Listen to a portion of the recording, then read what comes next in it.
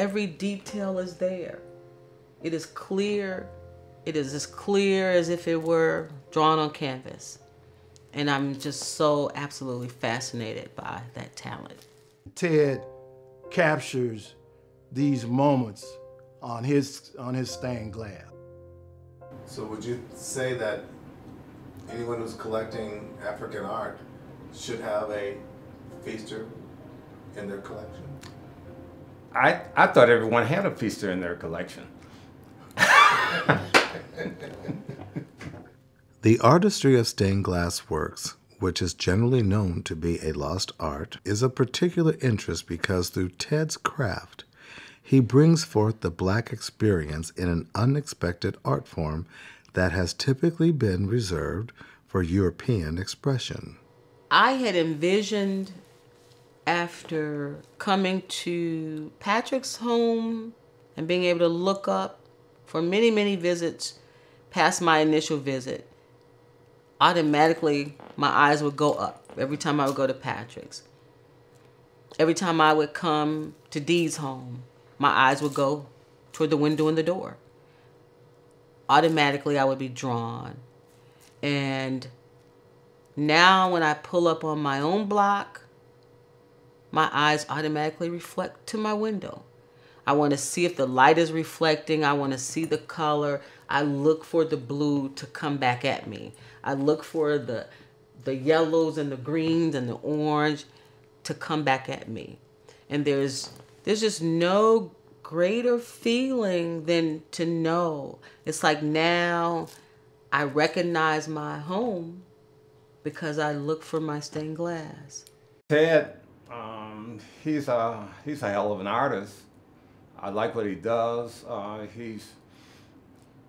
He experiments, he textures glass to fit the occasion. So I just think that he's dedicated to his art, and I think he does a wonderful job. I grew up all my life going to church and seeing stained glass, but no Black people.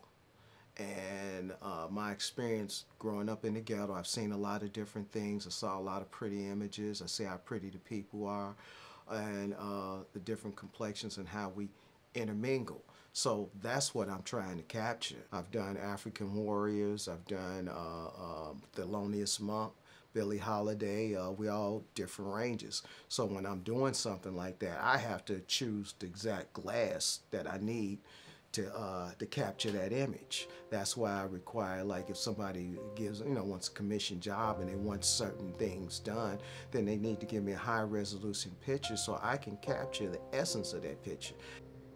Ted is able to take an image and in detail, no matter what the shapes that he's created out of stained glass, he makes them work.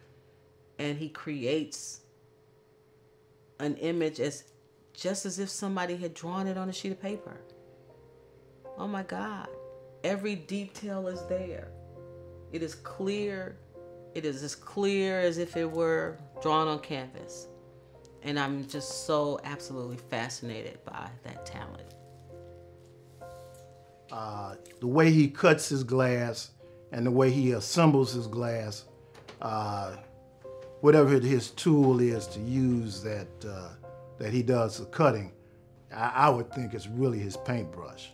He's cutting in a specific order as if he's doing surgery on the glass, and then he has to assemble it in a certain way to get these effects of as if it's a canvas but on glass.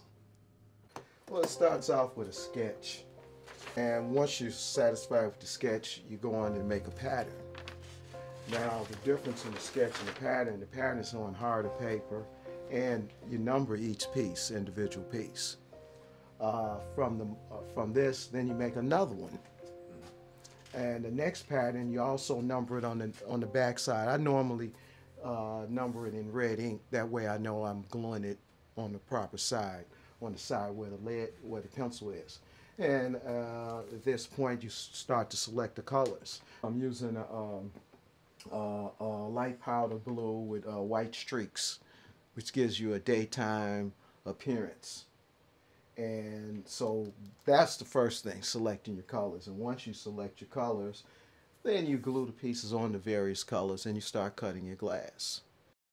I always try to capture, and in stained glass too, you like to see the contrasting of colors from light complexion to dark complexion. So I actually go out of my way in stained glass when I'm depicting African Americans and capturing those various complexions. I always accept challenges. Then they want to see how far I can go. Well, can you do this? Like as I said in the commission pieces, they want to know, can you do this?